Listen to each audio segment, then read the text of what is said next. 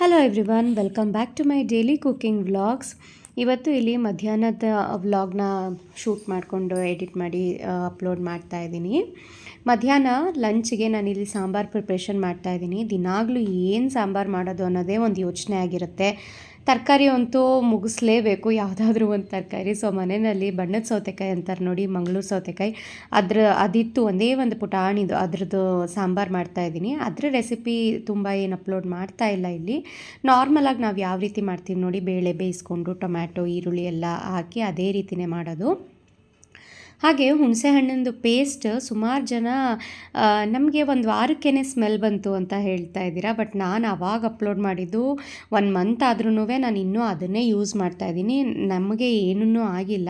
So ವ್ಯತ್ಯಾಸ ಇರುತ್ತೆ. ನೀವು ಮಾಡಬೇಕಾದ್ರೆ ಪ್ರಿಪೇರ್ ಮಾಡಬೇಕಾದ್ರೆ ಏನೋ ಕೆಲವೊಂದು ಮಿಸ್ಟೇಕ್ಸ್ ಮಾಡಿರ್ತೀರ. ಸೊ ಹಾಗಾಗಿ ಆ ರೀತಿ ಆಗಿರುತ್ತೆ. ಚೆನ್ನಾಗಿ ಕುದಿಸಿ ಇಟ್ಟಿರೋದಿಲ್ಲ. ಚೆನ್ನಾಗಿ ಕುದಿಸಿದಷ್ಟು ಈ ಪುಳಿಯೋಗರೆ ಗೊಜ್ಜುಗಳನ್ನೆಲ್ಲ ಯಾವ ರೀತಿ ಚೆನ್ನಾಗಿ ಕುದಿಸ್ತೀವಿ ನೋಡಿ, ಆ ರೀತಿ ಚೆನ್ನಾಗಿ ಕುದಿಸಿ ಇಟ್ಕೋಬೇಕು. ಅದರಲ್ಲಿ ನೀರಿನ ಅಂಶ ಸ್ವಲ್ಪ ಜಾಸ್ತಿ ಇತ್ತು ಅಂದರೆ ಅಫ್ಕೋರ್ಸ್ ಅದು ಒಂದು ವಾರ ಅಥವಾ ಒಂದು 15 ದಿನಕ್ಕೆಲ್ಲ ವಾಸನೆ ಬಂದೇ ಬರುತ್ತೆ. ಸೊ ನೋಡ್ಕೊಳ್ಳಿ, ಮೊದಲನೇ ಸಲ ನೀವು ತಪ್ಪು ಮಾಡಿದಾಗ ನೆಕ್ಸ್ಟ್ ಟೈಮು ಇದು ತಪ್ಪಾಗಿತ್ತು, ಸೊ ಇದನ್ನು ನಾನು ನೆಕ್ಸ್ಟ್ ಟೈಮ್ ಸರಿ ಮಾಡಬೇಕು ಅಂತ ಅಂದ್ಕೊಂಡು ಸರಿ ಮಾಡಿ ಇಟ್ಕೋಬೇಕು.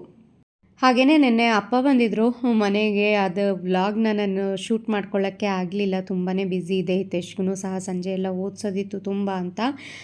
ಅಮ್ಮ ಊರಿಂದ ಹಪ್ಪಳ ಎಲ್ಲ ಕೊಟ್ಟು ಕಳಿಸಿದ್ರು, ಅದನ್ನೆಲ್ಲ ಇಲ್ಲಿ ಫಿಲ್ ಮಾಡಿ ಇಟ್ಕೋತಾ ಇದ್ದೀನಿ. ಹಿತೇಶ್ಗೆ ನಮಗೆ ಊಟದ ಜೊತೆ ಏನಾದರೂ ಸ್ನ್ಯಾಕ್ಸ್ ಇರಲೇಬೇಕು. ಮಿಕ್ಸ್ಚರ್ ಆಗಿರ್ಬೋದು ಅಥವಾ ಈ ರೀತಿ ಹಪ್ಪಳ ಈ ರೀತಿ ಇದ್ದರೆ ಒಳ್ಳೆಯದು. ಯಾಕೆಂದರೆ ನಾನು ಸುಟ್ಬಿಟ್ಟು ಊಟದ ಜೊತೆ ಕೊಡ್ತೀನಿ. ಇಲ್ಲಾಂದರೆ ಸ್ನ್ಯಾಕ್ಸ್ಗೆ ಅಂತ ಮಿಕ್ಸ್ಚರು, ಚಿಪ್ಸು, ಅದು ಇದು ಅಂತ ಇದ್ದೇ ಇರುತ್ತೆ ಮನೆಯಲ್ಲಿ. ಪ್ರದೀಪ್ ಲಂಚಿಗೆ ಬರೋ ಅಷ್ಟರಲ್ಲಿ ಸಾಂಬಾರು ಒಂದು ಪ್ರಿಪೇರ್ ಮಾಡಿಬಿಟ್ರೆ ಬೇಕು ಅಂದರೆ ಅನ್ನನೋ ಬೇರೆ ತಿಂಡಿನೋ ಏನಾದರೂ ಮಾಡ್ಕೋಬೋದು ಅಂತ ಇಲ್ಲಿ ಸಾಂಬಾರು ಸಹ ರೆಡಿ ಆಯಿತು. ಅನ್ನ ಒಂದು ಆಮೇಲೆ ಮಾಡ್ಕೊಳ್ಳೋಣ ಅಂತ ಅಂದ್ಕೊಂಡಿದ್ದೆ. ಆದರೆ ರಾತ್ರಿ ಮಾಡಿದಂಥ ಅನ್ನ ಒಬ್ರಿಗಾಗೋಷ್ಟೇ ಮಿಕ್ಕಿತ್ತು. ಮತ್ತೆ ಇದ್ರ ಮೇಲೆ ಅನ್ನ ಮಾಡಿದ್ರೆ ಇಲ್ಲ ನಾನು ಇದನ್ನು ತಣ್ಣಗಿರೋ ಅಂಥ ಅನ್ನ ತಿನ್ನಬೇಕಾಗತ್ತೆ, ಪ್ರದೀಪ್ಗೆ ಬಿಸಿದು ಕೊಡಬೇಕಾಗತ್ತೆ, ಇಲ್ಲ ಇದರೊಟ್ಟಿಗೆ ಅಕ್ಕಿ ಹಾಕಿ ಬಿಸಿ ಮಾಡಿ ಅನ್ನ ಮಾಡ್ಕೋಬೇಕಾಗತ್ತೆ. ಸೊ ಎರಡೂ ಬೇಡ, ರೊಟ್ಟಿ ಮಾಡಿಬಿಡೋಣ, ಸಾಂಬಾರಿಗೆ ಚೆನ್ನಾಗಿರುತ್ತೆ. ಬೆಳಗ್ಗೆನೂ ಚಿತ್ರಾನ್ನ ಮಾಡಿದ್ದೆ, ಹಾಗೆ ಮಧ್ಯಾಹ್ನ ಅನ್ನನೇ ಬೇಡ, ರೊಟ್ಟಿನೋ ಏನಾದರೂ ಮಾಡಿಬಿಡೋಣ ಅಂತ ಅಂದ್ಬಿಟ್ಟು ಹಾಗೆಯೇ ಸುಮ್ಮನಾದೆ. ಇನ್ನು ಮಿಕ್ಕಿರೋ ಅಂಥ ಟೈಮ್ನಲ್ಲಿ ಸ್ವಲ್ಪ ಗಾರ್ಡನಿಂಗ್ ಕೆಲಸ ಮಾಡ್ಕೊಳ್ಳೋಣ ಅಂತ ಇಲ್ಲಿ ಮೇಲ್ಗಡೆ 2nd ಫ್ಲೋರಿಗೆ ಬರ್ತಾಯಿದ್ದೀನಿ. ಅಡುಗೆ ಪ್ರಿಪ್ರೇಷನ್ ಮಧ್ಯ ನನಗೆ ಸ್ವಲ್ಪ ಟೈಮ್ ಸಿಕ್ಕಿದಾಗ ಈ ರೀತಿ ಮಿಕ್ಕಿದಂಥ ಕೆಲಸಗಳನ್ನ ಮಾಡ್ಕೋತಾ ಇರ್ತೀನಿ ನಾನು. ಏನಕ್ಕೆ ಗಾರ್ಡನ್ ಅಂದರೆ ಯಾವಾಗಲೂ ನಾನು ಈ ರೀತಿ ಹೂವಿನ ಗಿಡಗಳು ಅದನ್ನೇ ಇಟ್ಕೊತಾ ಇದ್ದೆ.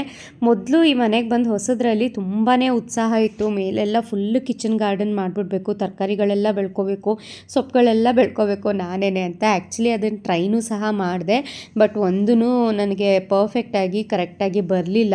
ಸೊ ಪ್ರದೀಪು ಹೂಗಳ ಗಿಡನೇ ಇಟ್ಕೊಳ್ಳೋಣ, ಇದು ತರಕಾರಿ ಎಲ್ಲ ಪಾಟಲ್ಲಿ ಅಷ್ಟಾಗಿ ಚೆನ್ನಾಗಿ ಬರಲ್ಲ ಅಂತ ಅಂದ್ಬಿಟ್ಟು ಟ್ರೈ ಏನು ಮಾಡೋಕ್ಕೆ ಹೋಗಬೇಡ, ಸುಮ್ಮನೆ ವೇಸ್ಟ್ ಆಗುತ್ತೆ ಅಂತ ಅಂತಿದ್ರು. ಸರಿ ಇನ್ನೇನಕ್ಕೆ ಎಷ್ಟೇ ಪ್ರಯತ್ನ ಮಾಡಿದ್ರು ಬರ್ತಾ ಇಲ್ವಲ್ಲ ಅಂತ ಅಂದ್ಬಿಟ್ಟು ನಾನು ಕೈ ಬಿಟ್ಟಿದ್ದೆ. ಇತ್ತೀಚೆಗೆ ಯಾಕೋ ಮನಸ್ಸಿಗೆ ಎಷ್ಟೇ ಟ್ರೈ ಮಾಡಿದ್ರೂ ಫೇಲ್ಯೂರ್ ಆದರೂ ಪರವಾಗಿಲ್ಲ, ಮತ್ತೆ ಟ್ರೈ ಮಾಡೋಣ ಅಂತ ಅನ್ನಿಸ್ತಾ ಇದೆ. ಸೊ ಹಾಗಾಗಿ ಇಲ್ಲಿ ಪೋರ್ಟಿಕೋದಲ್ಲಿ ಏನು ಈ ಭಾಗ ಇದೆ ನೋಡಿ, ಇದರಲ್ಲಿ ಸ್ವಲ್ಪ ಇವಾಗ ಸೀಸನ್ ಅಲ್ವಾ, ಕಂಬಳಿ ಹುಳು ಅಂತ ಹೇಳ್ತಾರೆ ನೋಡಿ, ಸುಂತ್ರುಳು. ಇಲ್ಲಿ ಹಾಸನ ಕಡೆ ಎಲ್ಲ ಸುಂತ್ರುಳ ಅಂತ ಹೇಳ್ತಾರೆ. ನಾನಿದ್ರ ಹೆಸರು ಫಸ್ಟ್ ಟೈಮ್ ನಾನಿಲ್ಲಿ ಹಾಸನಕ್ಕೆ ಬಂದಾಗಲೇ ಕೇಳಿದ್ದು. ನಾವೆಲ್ಲ ಮೈಸೂರು ಕಡೆ ಕಂಬಳಿ ಹುಳ ಅಂತ ಹೇಳ್ತೀವಿ. ಈ ಮಳೆಗಾಲ ಸ್ಟಾರ್ಟ್ ಆಯಿತು ಅಂದರೆ ಕಂಬಳಿ ಹುಳಗಳು ಜಾಸ್ತಿ.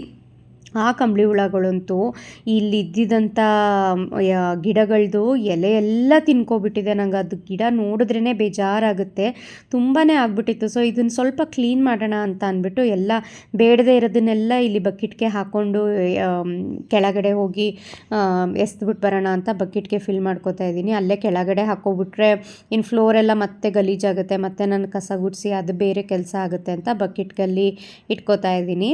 ಇಲ್ಲಿ ಸ್ಪೈಡರ್ ಪ್ಲ್ಯಾಂಟ್ ಎಲ್ಲ ನನ್ನ ಹತ್ರ ಸುಮಾರಿದೆ. ಸೊ ಹಾಗಾಗಿ ಅದ್ರದ್ದು ಎಲೆನೂ ಮಧ್ಯ ಎಲ್ಲ ಕಂಬಳಿ ಹುಳಗಳು ತಿನ್ಕೊಬಿಟ್ಟಿತ್ತು.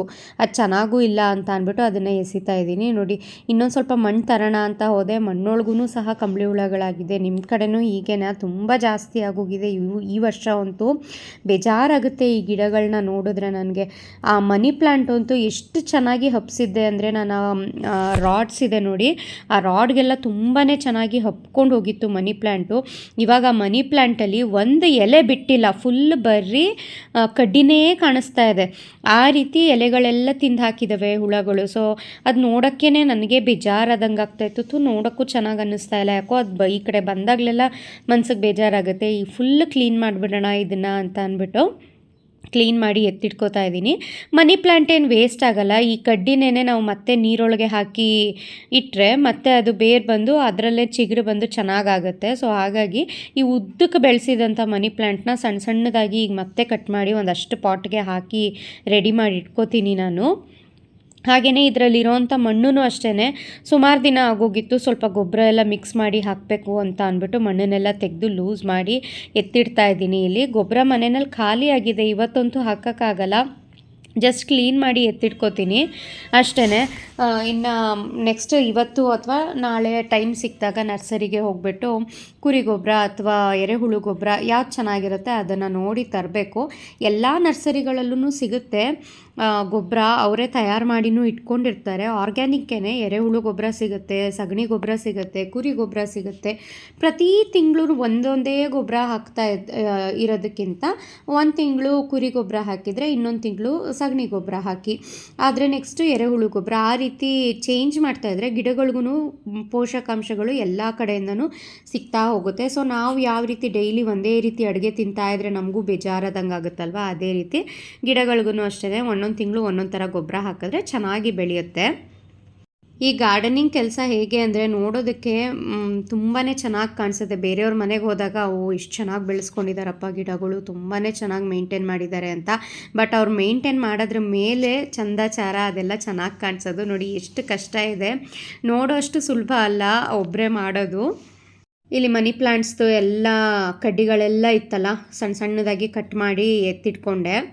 ಅಷ್ಟೇ ಕೆಲಸ ಮಾಡೋಕ್ಕಾಗಿದ್ದು ಒಂದು ಅರ್ಧ ಗಂಟೆ ಟೈಮ್ನಲ್ಲಿ ನನಗೆ. ಇನ್ನು ಇದು ಮೆಂತ್ಯ ಕಾಳು ತೊಗೊಂಡು ಹೋಗಿದ್ದೆ, ಹಾಕೋಣ ಮೆಂತ್ಯ ಕಾಳನ್ನು ಹಾಕ್ಬಿಟ್ಟು ಬರೋಣ ಅಂತ. ಆದರೆ ಗೊಬ್ಬರ ಇರಲಿಲ್ವಲ್ಲ, ಹಾಕಿದ್ರೂ ಚೆನ್ನಾಗಿ ಬರೋಲ್ಲ. ಮಣ್ಣು ಸ್ವಲ್ಪ ಪೋಷಕಾಂಶವಾಗಿದ್ದರೆ ಚೆನ್ನಾಗಿ ಏನೇ ಬೀಜ ಹಾಕಿದ್ರೂ ಚೆನ್ನಾಗಿ ಬರುತ್ತೆ.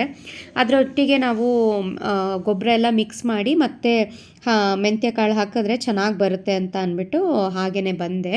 ನೆಕ್ಸ್ಟು ಟೆರೆಸಲ್ಲೂ ಸ್ವಲ್ಪ ಕಿಚನ್ ಗಾರ್ಡನಿಂಗ್ ಎಲ್ಲ ಸ್ಟಾರ್ಟ್ ಮಾಡೋಣ. ಫಸ್ಟ್ ಸೊಪ್ಪುಗಳಿಂದನೇ ಸ್ಟಾರ್ಟ್ ಮಾಡೋಣ ಅಂತ ಅಂದ್ಕೊಂಡಿದ್ದೀನಿ. ಯಾಕೆಂದರೆ ಸೊಪ್ಪುಗಳು ಈ ಪಾಲಕ್, ಸಬ್ಸಿಗೆ, ಕೊತ್ತಂಬರಿ, ಮೆಂತ್ಯ ಅವೆಲ್ಲ ಹಾಕಿದಷ್ಟು ಬೇಗ ಬೇಗ ಬಂದ್ಬಿಡುತ್ತೆ.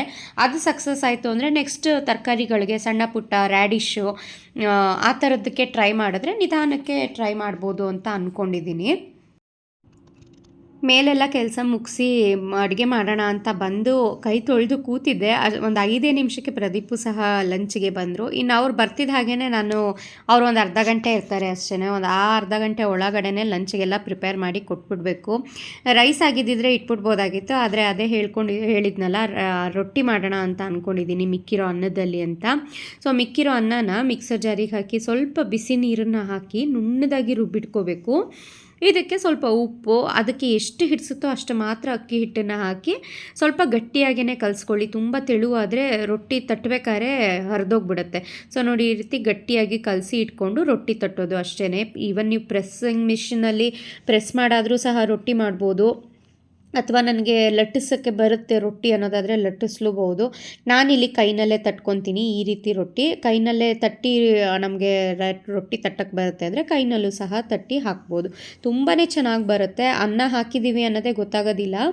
ಆ್ಯಂಡ್ ತುಂಬ ಗರಿ ಗರಿಯಾಗಿರುತ್ತೆ ಈ ರೊಟ್ಟಿ. ಹೊಟ್ಟೆ ಹಸಿದಾಗ ಒಂದು ತಿಂದರೆ ಸಾಕು, ತುಂಬಾ ಚೆನ್ನಾಗಿ ಯಪ್ಪ ಎಷ್ಟು ನೆಮ್ಮದಿ ಅಂತ ಅನ್ನಿಸ್ತಪ್ಪ ಅಂತ ಅನಿಸುತ್ತೆ.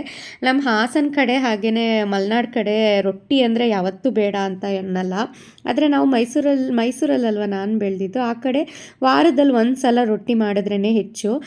ನಾನು ಮದುವೆ ಆಗಿ ಬಂದಾಗ ಹೊಸದ್ರಲ್ಲಿ ಯಾವಾಗಲೂ ರೊಟ್ಟಿ ರೊಟ್ಟಿ ರೊಟ್ಟಿ ಅಂದಾಗ ನಮ್ಮಮ್ಮ ಏನು ಯಾವಾಗಲೂ ರೊಟ್ಟಿ ರೊಟ್ಟಿ ಏನು ಬೇಜಾರಾಗಲ್ವ ಅಂತ ಅಂತಿದ್ರು. ಇಲ್ಲಮ್ಮ ಅವ್ರು ರೊಟ್ಟಿನೇ ಮಾಡು ಅಂತ ಅಂತಾರೆ. ಸೊ ಹಾಗಾಗಿ ರೊಟ್ಟಿನೇ ಮಾಡಿದೆ ಅಂತಲೇ ಅಂತ ಇದ್ದೆ. ಇವಾಗ್ಲೂ ಅಷ್ಟೇ, ನಾವು ಹೇಗೆ ರೂಢಿ ಮಾಡ್ತೀವಿ, ಯಾವ ಪ್ರದೇಶಕ್ಕೆ ಬಂದು ಇರ್ತೀವಿ, ಅದ್ರ ಮೇಲೆ ನಾವು ಯಾವ ರೀತಿ ಚೇಂಜ್ ಆಗಿಬಿಡ್ತೀವಿ ಅಲ್ವಾ ಮನುಷ್ಯರು. ನೋಡಿ ಎಷ್ಟು ಚೆನ್ನಾಗಿ ರೊಟ್ಟಿ ಸುಲಭವಾಗಿ ತಟ್ಟಿ ಇಟ್ಕೋಬೋದು. ಈ ರೀತಿ ಒಂದು ಸ್ವಲ್ಪನೂ ಹರಿಯೋದಿಲ್ಲ, ಮಧ್ಯ ಕಟ್ಟಾಗೋದಿಲ್ಲ. ದಪ್ಪ ಬೇಕು ಅಂದರೆ ದಪ್ಪ ಹಾಕ್ಕೋಬೋದು, ತುಂಬ ತೆಳುವಾಗಬೇಕು ಅಂದರೆ ತೆಳುವಾಗಿ ಹಾಕ್ಕೋಬೋದು. ತುಂಬ ತೆಳು ಬೇಕು ಅಂತ ಅನ್ನಿಸಿದ್ರೆ ಈ ರೀತಿ ಮಣೆಯಲ್ಲಿ ಒತ್ತೋದಕ್ಕಿಂತ ಒಂದು ಶೀಟ್ ಮೇಲೆ ಒತ್ತಿಟ್ಕೊಂಡ್ರೆ ಆವಾಗ ನಮಗೆ ಈಸಿ ಆಗುತ್ತೆ ರೊಟ್ಟಿ ತೆಗಿಯೋದಕ್ಕೆ. ಪ್ರದೀಪ್ ಅಂತೂ ಯಾವಾಗಲೂ ಲಂಚ್ಗೆ ಬರ್ತಿದ್ದ ಹಾಗೇ ಅಡುಗೆ ಮನೆಗೆ ಬರೋದು ಏನು ಮಾಡಿದ್ಯಾ ಅಂತ. ಈವನ್ ಹಿತೈಷು ಅಷ್ಟೇ, ಬೆಳಗ್ಗೆ ಎದ್ದೇಳ್ತಿದ್ದಾಗೆ ಅಡುಗೆ ಮನೆಗೆ ಬರ್ತಾನೆ ಏನು ತಿಂಡಿ ಅಂತ. ನಿಮ್ಮ ಮನೆಯಲ್ಲೂ ಹೀಗೇನಾ? ಮಧ್ಯಾಹ್ನಕ್ಕೆ ಲಂಚ್ಗೆ ಯಾರಾದರೂ ಬರ್ತಾ ಇದ್ದಾರೆ ನಿಮ್ಮ ಮನೆಯವರು ಅಂತ ಅಂದರೆ ಏನು ತಿಂಡಿ ಮಾಡಿದ್ಯಾ, ಏನು ಅಡುಗೆ ಮಾಡಿದ್ಯಾ ಅಂತ ಕೇಳ್ತಾರಾ? ಕಮೆಂಟ್ ಮಾಡಿ ತಿಳಿಸಿ. ಸೊ ಮಾಡಿದಂಥ ಸಾಂಬಾರು ಜೊತೆ, ಬಣ್ಣದ ಸೌತೆಕಾಯಿ ಸಾಂಬಾರು ಜೊತೆ ಇಲ್ಲಿ ರೊಟ್ಟಿನ ಸರ್ವ್ ಮಾಡಿದ್ದೀನಿ. ತುಂಬಾ ಚೆನ್ನಾಗಾಗುತ್ತೆ, ಗರಿಗರಿಯಾಗುತ್ತೆ. ಆ್ಯಂಡ್ ಇದನ್ನು ಲಂಚ್ ಬಾಕ್ಸ್ಗೂ ಸಹ ಕೊಟ್ಟು ಕಳಿಸ್ಬೋದು. ಆದರೆ ಹಿತೇಶ್ಗೆ ಅಷ್ಟಾಗಿ ಇದು ರೊಟ್ಟಿ, ಈ ಥರ ರೊಟ್ಟಿ ಅವ್ನಿಗೆ ಅಷ್ಟಾಗಿ ಇಷ್ಟ ಆಗಲ್ಲ. ಸೊ ಹಾಗಾಗಿ ನಾನು ಯಾವಾಗಲೂ ಮುದ್ದೆ ಮಾಡಿ ರೊಟ್ಟಿ ಮಾಡ್ತೀನಿ. ಇದೂ ನೋಡಿ ಸಾಫ್ಟಾಗಿರುತ್ತೆ. ರೊಟ್ಟಿನಲ್ಲೇ ಎಷ್ಟು ಥರ ರೊಟ್ಟಿ ಮಾಡ್ಬೋದು ಅಲ್ವಾ? ತುಂಬಾ ಚೆನ್ನಾಗಿದೆ. ಆ್ಯಂಡ್ ಉಬ್ಬಿ ಬರುತ್ತೆ ಈ ರೊಟ್ಟಿನೂ ಸಹ ನೋಡಿ, ಬಲೂನ್ ರೀತಿ ಉಬ್ಬುತ್ತೆ. ಸುಮಾರು ಜನ ಡೈರೆಕ್ಟ್ ಫ್ಲೇಮ್ನಲ್ಲಿ ಬೇಯಿಸ್ಬೇಡಿ, ಅದು ತುಂಬ ಒಳ್ಳೆಯದಲ್ಲ ಆರೋಗ್ಯಕ್ಕೆ ಅಂತ ಹೇಳ್ತಾರೆ. ಬಟ್ ಈ ರೀತಿ ಮಾಡಿದ್ರೇ ಟೇಸ್ಟ್ ಬರೋದು. ಹಿಂದೆ ಎಲ್ಲ ಸೌದೆ ಒಲೆಯಲ್ಲಿ ಈ ರೀತಿ ಇಟ್ಟು ಉಬ್ಬಿಸಿ ರೊಟ್ಟಿನ ಕೊಡ್ತಾಯಿದ್ರು. ಬಟ್ ಇವಾಗೆಲ್ಲ ಸೌದೆ ಒಲೆ ಎಲ್ಲಿದೆ? ಸೊ ಇದು ಈಸಿಯೆಸ್ಟ್ ಮೆಥಡ್ ಅಲ್ವಾ ಅಂತ ಅಂದ್ಬಿಟ್ಟು ಈ ರೀತಿ ಮಾಡ್ತೀವಿ. ವಾರದಲ್ಲಿ 1 ಸಲ ಅಥವಾ 2 ಸಲ ಅಷ್ಟೇ ಅಲ್ವಾ, ದಿನ ಏನು ತಿನ್ನಲ್ವಲ್ಲ, ಡೈಲಿ ಇದನ್ನೇ.